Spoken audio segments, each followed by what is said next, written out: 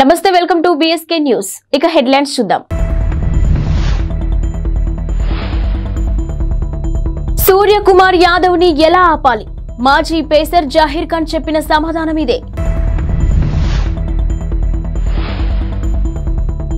Biryani ఆర్డర్లలో నగరవాసులే top, Swiggy నివేదికలో వెల్లడి.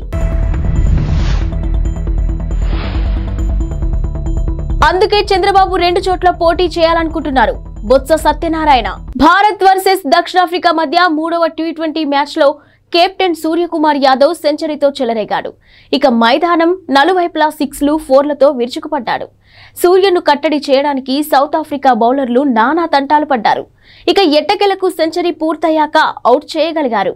Match లో దక్షిణాఫ్రికా బౌలర్లకు ఎదురైన పరిస్థితిపై టీమిండియా మాజీ ఫాస్ట్ బౌలర్ జహీర్ ఖాన్ ఆసక్తికరంగా స్పందించారు. అయితే సూర్య రెచ్చిపోయి ఆడుతున్నప్పుడు అవుట్ చేయడం ఒక్కటే అతడిని ఆపగలిగే మార్గమని, అదొక్కటే అవకాశమని బౌలర్లకు జహీర్ సూచించాడు. బౌలర్లు అత్యుత్తమ బంతులు సంధించి సూర్యని అవుట్ చేయాలని అన్నాడు. ఇక దక్షిణాఫ్రికాపై మ్యాచ్ లో చివరికి అదే జరిగిందని అన్నాడు. సూర్య బ్యాటింగ్ పై స్పందిస్తూ తనకంటూ ప్రత్యేక గుర్తింపును తెచ్చుకుంటున్నాడని, ఈ విషయంలో ఎలాంటి సందేహం లేదని జహీర్ ఖాన్ అన్నాడు. ఇక మిస్టర్ 360 మైదానం నలువైపులా షాట్లు కొట్టగల సమర్థుడని, బౌలర్లకు ఇది చాలా కష్టతరమని అన్నాడు. ఫీల్డింగ్ పరిమితులు ఉంటాయి కాబట్టి బౌలర్లకు ఎప్పుడూ కష్టమేనని అన్నాడు. ఇక సూర్య లాంటి బ్యాటర్ క్రీజ్లో ఉన్నప్పుడు బంతిని long on mid wicket cover మీదుగా 6లు కొట్టగలరని, ఇది బౌలర్లకు కఠినమైనదని పేర్కొన్నాడు. ఇక సూర్య షాట్లు కొట్టేందుకు ప్లేస్లు ఎంచుకుంటున్నాడని, ఒకసారి ఊపు అందుకుంటే బౌలర్లు తమ ప్రణాళికలను అమలు చేయడం అంత సులభం కాదని అన్నాడు. ఈ మేరకు జహీర్ ఖాన్ క్రిక్ బజ్ తో మాట్లాడాడు. మహానగరాల్లో ప్రజలకు ఆన్లైన్ ఆహారం ఆర్డర్ ఇవ్వడం అలవాటుగా మారిపోయింది. ఇక స్విగ్గీ, జొమాటోలకు డిమాండ్ నానాటికి పెరుగుతుంది. మరోవైపు సంవత్సరాంతం వచ్చేసిన నేపథ్యంలో ఇక స్విగ్గీ ఈ ఏడాది అత్యధికంగా ఆర్డర్స్ వచ్చిన వంటకాల గురించి ఓ నివేదికను విడుదల చేసింది. హౌ ఇండియా స్విగ్గీ 2023 పేరిట విడుదలైన ఈ నివేదికలో పలు ఆసక్తికర విషయాలను వెల్లడయ్యాయి. ఇక బిర్యానీపై హైదరాబాద్ నగరవాసుల అభిమానం మరోసారి తేటతెల్లమైంది. దేశంలోని నగరాల్లోకెల్లా హైదరాబాద్ లో అత్యధికంగా బిర్యానీ ఆర్డర్లు వచ్చినట్టు స్విగ్గీ తన నివేదికలో పేర్కొంది. ఇక అంతేకాకుండా ఈ ఏడాది అత్యధికంగా స్విగ్గీలో అమ్ముడైన వంటకము బిర్యానీనే. వరుసగా 8వ ఏడాది బెస్ట్ ఆర్డర్ డిష్ గా బిర్యానీ నిలిచింది. సెకండ్ కు 2.5 బిర్యానీలు అమ్ముడుపోయాయని నివేదికలో తేలింది. ఇక జనవరిలో ఏకంగా 4.30 లక్షల బిర్యానీలకు ఆర్డర్లు అందాయని, ఇక జనవరి 1 నుంచి నవంబర్ 23 వరకు మొత్తం 2.49 బిర్యానీ ఆర్డర్లు వచ్చాయని పేర్కొన్నారు. ఇక అయితే హైదరాబాద్ కు చెందిన ఓ వ్యక్తి ఈ ఏడాది ఏకంగా 1633 బిర్యానీలను ఆర్డర్ చేయడం నివేదికలో మరో విశేషం. దీంతో పాటు హైదరాబాద్ వాసులు మొత్తం 6 లక్షల విలువైన ఇడ్లీలు ఆర్డర్ చేశారు. అత్యధికంగా ఆర్డర్ నమోదైన నగరాల్లో ఢిల్లీ, చెన్నై తర్వాతి స్థానంలో హైదరాబాద్ నిలిచింది. వైసీపీలో నియోజకవర్గాల ఇన్ఛార్జీల మార్పులపై విపక్షాలు విమర్శలు గుప్పిస్తున్న సంగతి తెలిసిందే. వైసీపీ ఓడిపోబోతుందనే భయాలు కారణంగానే ఇన్ఛార్జీలను మారుస్తున్నారని విమర్శిస్తున్నారు. ఈ నేపథ్యంలో మంత్రి బొత్స సత్యనారాయణ మాట్లాడుతూ టీడీపీకి కౌంటర్ ఇచ్చారు. మార్పులనేవి ప్రతి పార్టీలో జరిగే ప్రక్రియేనని ఆయన అన్నారు. ఇక గత ఎన్నికల్లో చంద్రబాబు సీట్లు ఇచ్చిన అందరూ గెలిచారా అని ప్రశ్నించారు. మార్పులు చేర్పులు అన్ని పార్టీలో ఉంటాయని, అదే ప్రక్రియ తమ పార్టీలో కూడా జరిగిందని చెప్పారు. కుప్పంలో గెలుస్తాననే నమ్మకం చంద్రబాబుకు లేదని, అందుకే 2 చోట్ల పోటీ చేయాలనుకుంటున్నారని బొత్స ఎద్దేవా చేశారు. విడతల వారీగా మద్యం నిషేధం చేస్తానని చెప్పిన ముఖ్యమంత్రి జగన్ అదే చేస్తున్నారని చెప్పారు. ఇక సామాన్యులకు మందు దొరకకుండా చేస్తున్నామని తెలిపారు. మద్యం విషయంలో ప్రజల్లో పరివర్తన తెస్తున్నామని తెలిపారు. ఇక అంగన్వాడీల ఆందోళన విరమించాలని సూచించారు. తుఫాను కారణంగా జరిగిన పంట నష్టంపై చంద్రబాబు నోటికి వచ్చినట్టు మాట్లాడుతున్నారని బొత్స మండిపడ్డారు. వర్షం తగ్గాక పంట నష్టంపై అంచనా వేస్తారని తెలిపారు. రంగు మారిన ధాన్యాన్ని కూడా కొనాలని ముఖ్యమంత్రి సూచించారని చెప్పారు. ప్రజలకు అండగా ఉన్నది వైసీపీ అని, వచ్చే ఎన్నికల్లో టీడీపీ తుడిచిపెట్టుకుపోవడం ఖాయమని జోసెం చెప్పారు. బహిరంగ మూత్ర విసర్జన వద్దన్నందుకు ఓ మాజీ సైనికుడు కాల్పులు జరిపాడు. దేశ రాజధాని ఢిల్లీలో బుధవారం రాత్రి జరిగింది ఈ ఘటన. ఇక పోలీసుల కథనం ప్రకారం బురాలిలోని రాయల్ అపార్ట్మెంట్కు చెందిన మాజీ సైనికుడు రవీంద్ర బహిరంగంగా మూత్ర విసర్జన చేస్తుండగా చూసిన అదే అపార్ట్మెంట్కు చెందిన హేమంత్ ప్రశ్నించాడు.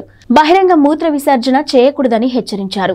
దీంతో ఆగ్రహంతో ఊగిపోయిన రవీంద్ర చెప్పేందుకు నువ్వెవరంటూ అతడిపై తుపాకీ ఎక్కుపెట్టాడు. 2 రౌండ్లు కాల్చాడు. కాల్పులో హేమంత్ గాయపడ్డాడు. వారించిన మరో వ్యక్తిపైన రవీంద్ర దాడికి దిగాడు. ఈ ఘటనపై కేసు నమోదు చేసుకున్న పోలీసులు నిందితుడు రవీంద్రను నిన్న అరెస్ట్ చేశారు. ఘటన జరిగిన సమయంలో నిందితుడు మద్యం మత్తులో ఉన్నట్టు తెలిపారు. ఎన్నికల ప్రచారంలో కాంగ్రెస్ ఇచ్చిన 6 గ్యారంటీల్లో ఒకటైన 500K గ్యాస్ సిలిండర్ పథకం హామీని నిలబెట్టుకునేందుకు రేవంత్ రెడ్డి ప్రభుత్వం రెడీ అవుతుంది. ఇక మహాలక్ష్మి పథకం కింద అందించనున్న గ్యాస్ సిలిండర్ ను అందించనుండగా ఇందుకోసం 2 రకాల ప్రతిపాదనలు సిద్ధం చేసినట్టు తెలుస్తుంది. రేషన్ కార్డు ఉన్న వారితో పాటు లేని వారిలోనూ లబ్ధిదారులను ఎంపిక చేయడం అందులో మొదటిది కాగా, ఇక రెండవది రేషన్ కార్డుతో పని లేకుండా లబ్ధిదారులకు అందించడం రెండవదని చెప్పుకొచ్చారు. రాష్ట్రంలో మొత్తం 1.20 కోట్ల గ్యాస్ కనెక్షన్లు ఉండగా వీరిలో 44% మంది అంటే 52.80 లక్షల మందికి ప్రతి నెల రిఫిల్ బుక్ చేసుకుంటున్నారు. ఇక రేషన్ కార్డు ఉన్న కుటుంబాలు 89.99 లక్షల చొప్పున. ఈ లెక్కన తొలి ప్రాతిపాదికన ప్రకారం ఈ పథకాన్ని త్వరగానే అమలు చేయవచ్చు. కాకపోతే అనర్హులు కూడా లబ్ధిదారులయ్యే అవకాశం ఉందని పేర్కొన్నారు. అంటే దాదాపు 1 కోటి మందికి పైగా 500 రూపాయలకే గ్యాస్ సిలిండర్ ఇవ్వాల్సి ఉంటుంది. అదే రెండో ప్రతిపాదనను కనుక పరిగణలోకి తీసుకుంటే లబ్ధిదారుల గుర్తింపు కోసం ఎక్కువ సమయం పట్టే అవకాశం ఉంది. కేంద్ర ప్రభుత్వ విజ్ఞప్తి మేరకు గివిటప్ లో భాగంగా రాష్ట్రంలోని 4.2 లక్షల మందికి రాయితీని వదులుకున్నారు. ఇక దీంతో మిగిలిన వినియోగదారుల్లో ఎంతమందిని ఈ పథకానికి ఎంపిక చేస్తారనేది ఆసక్తికరంగా మారింది. ఇక ఈ పథకానికి ఎంపికయ్యే లబ్ధిదారులకు ఏడాదికి 6 సిలిండర్ల చొప్పున ఇస్తే ప్రభుత్వంపై దాదాపుగా 2225 కోట్ల అదనపు భారం పడుతుంది. ఇక అదే 12 సిలిండర్లు ఇస్తే కనుక ఇది రెండింతలవుతుందని పేర్కొన్నారు. బీఆర్ఎస్ ప్రభుత్వం గతంలో ఏర్పాటు చేసిన కొత్త జిల్లాలను కుదించడం ఉండదని ఎమ్మెల్సీ జీవన్ రెడ్డి పేర్కొన్నారు. వాటితో ప్రజలకు కొంత ప్రయోజనం చేకూరిందని పేర్కొన్నారు. ఇక గురువారం కరీంనగర్లో ఏర్పాటు చేసిన మీడియా సమావేశంలో ఆయన ఈ విషయాలను వెల్లడించారు.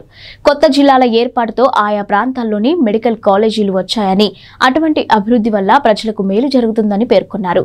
హుస్నాబాద్ నియోజకవర్గ కేంద్రాన్ని కరీంనగర్ జిల్లాలో విలీనం చేయాల్సిందేనని రేవంత్ రెడ్డి పర్యటనలో ఈ విషయమై తాను అక్కడి ప్రజలకు హామీ ఇచ్చానని తెలిపారు. ఇక రాజకీయ ప్రయోజనాల కోసం సిద్దిపేట జిల్లాలో కలిపిన హుస్నాబాద్ ను మునుపటిలా కరీంనగర్ కు మార్చుతామని స్పష్టం చేశారు. రామ్ గోపాల్ వర్మ తాజా చిత్రం వ్యూహం ఈ నెల 29న థియేటర్లోకి వస్తుంది. ఈ సినిమా ప్రమోషన్ లో ప్రస్తుతం వర్మ బిజీగా ఉన్నారు. ఎక్స్ వేదికగా తనదైన శైలిలో కామెంట్లు చేస్తూ ప్రేక్షకులను ఆకర్షించే ప్రయత్నం చేస్తున్నారు. ఎప్పటి మాదిరే వర్మ మరోసారి జనసేన అధినేత పవన్ కళ్యాణ్ పై సెటైర్లు వేశారు. ఇక జనసేనలో చంద్రబాబు కోవట్ పవన్ కళ్యాణే అని అనిపిస్తుందని ఆయన వ్యాఖ్యానించారు. ఈ వ్యాఖ్యలపై పవన్ ఫ్యాన్స్ విరుచుకుపడుతున్నారు. మరోవైపు వ్యూహం చిత్రానికి సంబంధించి ఆర్జీవి ఒక పోస్టర్ ను కూడా షేర్ చేశారు. ఇందులో పసుపు రంగులో ఉన్న ఒక సైకిల్ ను ఉంచారు. టీ గ్లాస్ జనసేన గుర్తును తాను పట్టుకున్న ఫోటోను పెట్టారు. వెనుక ఒక చింపాంజీ కూడా ఉంది. నా వెనుక ఉన్న జంతువుకు చీర్స్ అని క్యాప్షన్ పెట్టారు. ఏపీలో యురేనియం అన్వేషణ జరుగుతున్నట్టు కేంద్ర అణు ఇంధన శాఖ మంత్రి జితేంద్ర సింగ్ తెలిపారు. గురువారం రాజ్యసభలో సంత్ బల్బీర్ సింగ్ అడిగిన ఓ ప్రశ్నకు మంత్రి ఈ మేరకు సమాధానమిచ్చారు. మొత్తం 4 జిల్లాల్లో యురేనియం కోసం అన్వేషిస్తున్నట్టు వెల్లడించారు. వైఎస్ఆర్ జిల్లాల్లోని నల్గొండవారిపల్లె, అంబకపల్లె, బక్కన్నగారిపల్లె, శివరాంపురం, పించా, కుమ్మరంపల్లె, నాయగాపల్లెలో అన్వేషణ సాగుతుందని మంత్రి పేర్కొన్నారు. ఇక పల్నాడు జిల్లాలో సారంగపల్లె, మదనపాడు, తంగెడ, కర్నూలు జిల్లాలో బొమ్మరాజుపల్లె, వినకహల్పాడ్, కప్పట్రాల, అన్నమయ్య జిల్లాలో కాటమాయకుంట, వరికుంటపల్లెలు ఉన్నాయని చెప్పారు. Atomic minerals director of exploration and research ఇటీవల కాలంలో ఇక్కడ అన్వేషించినట్టు పేర్కొన్నారు. ఇక ఏపీలోని కన్నంపల్లె, తెలంగాణలోని చిత్రియాల్ వద్ద కొత్త గనులు, ప్లాంట్లు ఏర్పాటు చేసే విషయమై యురేనియం కార్పొరేషన్ ఆఫ్ ఇండియా ప్రారంభించిన పనులు వివిధ దశల్లో ఉన్నట్టు తెలియజేశారు. ఎన్నికల హామీల్లో భాగంగా మహాలక్ష్మి పథకం కింద ఆర్టీసీ బస్సుల్లో మహిళలకు ఉచిత ప్రయాణాన్ని కాంగ్రెస్ ప్రభుత్వం ఇప్పటికే అమలు చేస్తుంది. కాగా గురువారం రాత్రి 12 గంటల నుంచి జీరో టికెటింగ్ విధానం అమల్లోకి వచ్చింది. ఇక శుక్రవారం నుంచి జీరో టికెట్లను జారీ చేయాలని ఆర్టీసీ అధికారులకు ఆర్టీసీ ఎండీ వీసీ సజ్జనార్ ఆదేశాలను జారీ చేశారు. ఈ విధానాన్ని గురువారం రాత్రి ప్రయోగాత్మకంగా పరిశీలించారు. అది విజయవంతం అవడంతో అమల్లోకి తీసుకొచ్చారు. ఇక ఈ మేరకు టికెట్లు జారీ చేసే టీం మెషిన్లలో ప్రత్యేక సాఫ్ట్వేర్ ను ఇన్స్టాల్ చేశారు. ఎక్కడి నుంచి ఎక్కడికి ప్రయాణిస్తున్నారు, ప్రయాణించేది ఆర్డినరీ బస్సా లేక ఎక్స్ప్రెస్ బస్సా అనే వివరాలు జీరో టికెట్ పై రికార్డ్ అవుతున్నాయి. ఇక బుధవారం రాత్రి నుంచే వీటి పనితీరును పరిశీలించారు. కూషాయిగూడ మిథాని సిటీ డిపోల్లో ప్రయోగాత్మకంగా జీరో టికెటింగ్ ను అమలు చేసి పరిశీలించారు. మరోవైపు రెగ్యులర్ బస్సులతో పాటు ప్రత్యేక బస్సుల్లో కూడా మహిళలకు ప్రయాణ ఉచిత సౌకర్యాన్ని కల్పించాలని టీఎస్ఆర్టీసీ నిర్ణయించింది. పండగలు, జాతరల సమయాల్లో నడిపే బస్సు సర్వీసుల్లో కూడా ఉచిత ప్రయాణాలు చేయవచ్చని తెలిపింది. వారాంతాల్లో నడిపే అదనపు బస్సులకు ఈ నిర్ణయం వర్తిస్తుందని తెలిపింది. మహిళలు, బాలికలు, ట్రాన్స్జెండర్లు జీరో టికెట్ పై ప్రయాణించవచ్చని తెలిపారు. ఇక కొమరవెల్లి, నాగోబా వంటి జాతరలతో పాటు ప్రధానమైన పండుగలకు ప్రత్యేకంగా నడిపే సర్వీసుల్లో ఈ వెసులుబాటు మహిళలకు అందుబాటులో ఉంటుందని పేర్కొన్నారు.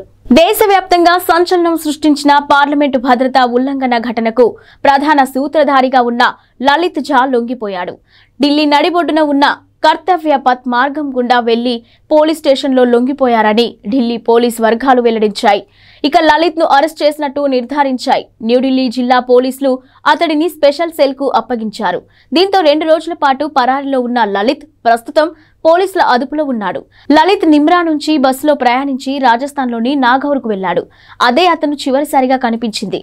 ఇక అక్కడ 2 స్నేహితులతో కలిసి ఒక హోటల్లో బస చేశాడని పోలీసులు అతడి కోసం అన్వేషిస్తున్నారని తెలుసుకుని తిరిగి వచ్చి లొంగిపోయానంటూ లలిత్ తెలిపాడు. ఇక పోలీసు వర్గాలు వెల్లడించాయి. లలిత్ ఝా కోల్కతా నగరానికి చెందిన వ్యక్తి, ఉపాధ్యాయుడిగా పనిచేస్తున్నాడని తేలింది. కాగా లోక్సభలో భద్రతా ఉల్లంఘనకు పాల్పడిన ఘటనలో ఇప్పటికే 4 వ్యక్తులు అరెస్ట్ అయిన విషయం తెలిసిందే. లోక్సభలో కలకలం సృష్టించిన సాగర్ శర్మ, మనోరంజన్ తో పాటు పార్లమెంటు భవనం వెలుపల నినాదాలు చేసిన నీలం దేవి, అమోల్ షిండేలు పోలీసులు అరెస్ట్ చేశారు. ఇక వీళ్లు 4 రంగుల పొగ డబ్బాలతో కలకలం రేపారు. ప్రజాస్వామ్యాన్ని కాపాడాలంటూ పెద్ద ఎత్తున నినాదాలు చేశారు. సాగర్, మనోరంజన్ లోక్సభ పబ్లిక్ గ్యాలరీ నుంచి సభలోకి దూకి తీవ్ర కలకలం రేపారు. ఇక వీడియోలను రికార్డ్ చేశారు. ఈ వీడియోలను సూత్రధారి లలిత్ ఝా సోషల్ మీడియాలో పోస్ట్ చేశాడు. ప్రముఖ బాలీవుడ్ నటుడు శ్రేయాస్ తల్పాడే గుండెపోటుకు గురయ్యారు. నిన్న సాయంత్రం హార్ట్అటాక్ రావడంతో ఆయనను ముంబైలోని ఓ ఆసుపత్రిలో చేర్పించారు. ఆ రాత్రే శ్రేయాస్ కు యాంజియోప్లాస్టీ జరిగింది. ప్రస్తుతం ఆయన ఆరోగ్యం నిలకడగా ఉందని ఆసుపత్రి వర్గాలు తెలిపాయి. ఇక ఆపరేషన్ విజయవంతంగా జరిగిందని వైద్యులు పేర్కొన్నారు. Welcome to the jungle shooting అనంతరం శ్రేయాస్ గుండెపోటుతో కుప్పకూలినట్టు తెలుస్తుంది. హిందీ, మరాఠీ సినిమాలతో మంచి పేరు తెచ్చుకున్న శ్రేయాస్ తల్పాడే అనేక హిట్ చిత్రాల్లో నటించారు. ఇక 2005 నాటి ఇక్బాల్ సినిమాతో దివ్యాంగుడి పాత్రతో ఆయనకు దేశవ్యాప్తంగా గుర్తింపు వచ్చింది. మరాఠీ టీవీ షోలతో పాటు మొదట్లో గుర్తింపు ఆయన ఆ తర్వాత ఇక్బాల్ తో దేశం దృష్టిని ఆకర్షించారు. ఓం శాంతి ఓం, గోల్మాల్ రిటర్న్స్, హౌస్ఫుల్ 2 వంటి హిట్ చిత్రాల్లో ముఖ్య పాత్రలు పోషించారు.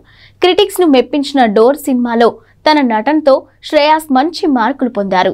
ఈ సంవత్సరం pan India block buster Pushpa Hindi version లో అల్లు అర్జున్ పాత్రకు శ్రేయాస్ డబ్బింగ్ చెప్పారు. దక్షిణాఫ్రికాపై 3వ టీ20 మ్యాచ్ తో సెంచరీతో చెలరేగిన కెప్టెన్ సూర్యకుమార్ యాదవ్ అసాధారణ రికార్డులు నెలకొల్పాడు. ఇక అంతర్జాతీయ టీ20 క్రికెట్ లో 4 సెంచరీలు సాధించిన 3వ బ్యాట్స్మెన్ గా మిస్టర్ 360గా నిలిచాడు. ఇక ఈ జాబితాలో చెరో 4 సెంచరీలతో ఉన్న రోహిత్ శర్మ, గ్లెన్ మ్యాక్స్వెల్ సరసన నిలిచాడు. అయితే సూర్యకుమార్ కేవలం 57 ఇన్నింగ్స్లలో ఈ రికార్డును సాధించగా రోహిత్ 79 మ్యాచ్లు, మ్యాక్స్వెల్ 92 ఇన్నింగ్స్ ఆడడం గమనార్హం. దీనిని బట్టి సూర్య ఎంత వేగంగా 4 సెంచరీలు అందుకున్నాడో అర్థమవుతుంది. ఇక టీ20 ఫార్మాట్లో వీళ్లు 3 మాత్రమే 4 చొప్పున సెంచరీలు నమోదు చేయగా సబావున్ David 3, Colin Munro 3, Babar Azam 3 ఆ తర్వాత స్థానాల్లో ఉన్నారు. ఇక దక్షిణాఫ్రికాపై సూపర్ సెంచరీ సాధించిన సూర్య ఖాతాలో మరో 2 రికార్డులు పడ్డాయి. టీ20లో అత్యధిక స్కోర్ సాధించిన 3వ భారత కెప్టెన్ గా సూర్య నిలిచారు.